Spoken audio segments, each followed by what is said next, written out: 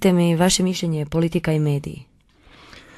Gledajte, na neki način svidjelo se to nekom ili ne, politika i mediji su dvije strane istog novčića, da tako kažem. Ja sam nedavno objavio jednu knjigu, jer to je ono što mene interesira danas, knjigu Informacijsko ratovanje, informacijska znanost,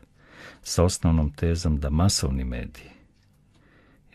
služe upravljanju i nadzorom, prema tome da su u istoj postelji sa ti mediji sa politikom,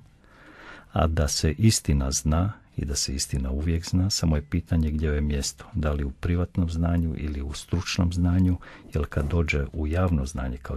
dio masovnih medija, onda postaje obvezna kao kriterij ponašanja. Kako to nije slučaj, onda mi imamo situaciju danas da upravo u lokalnim medijima, regionalnim medijima, bez obzira na novine, radio, televizija, imate više istina i više činjenica nego u ovim masovnim medijima.